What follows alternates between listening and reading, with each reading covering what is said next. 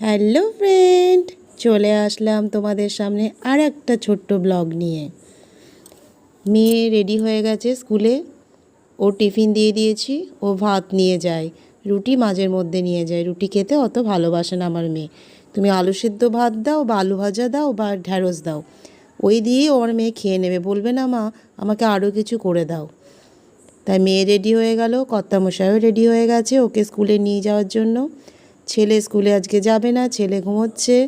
আর বৃষ্টি পড়ছিল, পিট পিট পিট পিট করে বৃষ্টি হচ্ছিল। ওয়েদার বোঝা বড় মুশকিল বন্ধুরা, কখন রোদ উঠছে দেখো, আবার কখন মেঘ হয়ে বৃষ্টি পড়ছে।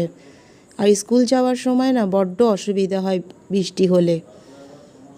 তার জন্য দেখো, জল কোনো রকমে আমাদের রাস্তাতে বৃষ্টি হলেই জল জমে যায়। তাও এই রাস্তাটায় জল জমেনি, ওইদিকে রাস্তাটায় জল জমেছে। তাই ওয়েদার পুরো বাজে। তাই ওরা এখন বেরোচ্ছে, আমি ব্যালকনিতে চলে আসলাম। তাই চারিপাশের আকাশটা দেখছি যে কোথায় মেঘ জমেছে। আর আমার এই ব্যালকনির এই গাছগুলোতে একটু একটু করে জলও দিয়ে গেলাম। রোদ হলে শুকিয়ে যায়, আর রোদ না হলে একদম জলে ভেজা ভেজা থাকে।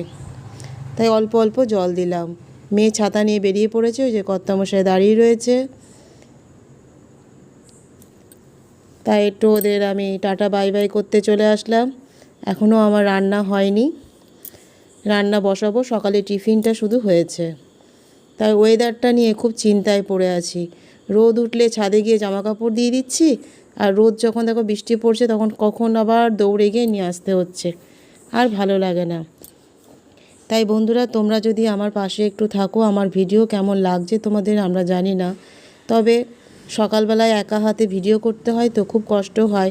আর আমাদের বাড়িতে কেউ বন্ধুরা ভিডিও করতে চায় না, আমি সব কিছু উৎসাহ করে করি, কারণ এটা আমার খুব ভালো লাগে। আমার বন্ধুদের শেয়ার করি সবার সাথে যে আমার দৈনন্দিন জীবন কেমন যাচ্ছে, প্রতিদিন আমি কি কি করছি তা তোমাদের সামনে তুলে ধরি।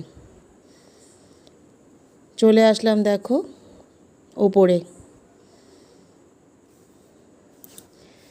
এবার চচ্চড়ি বসাবো, কচু দিয়ে কুমড়ো দিয়ে ডাঁটা দিয়ে একটু চচ্চড়ি করব, আমার খুব ভাল লাগে। তা আজকে এই অবধি, টাটা, বাই বাই।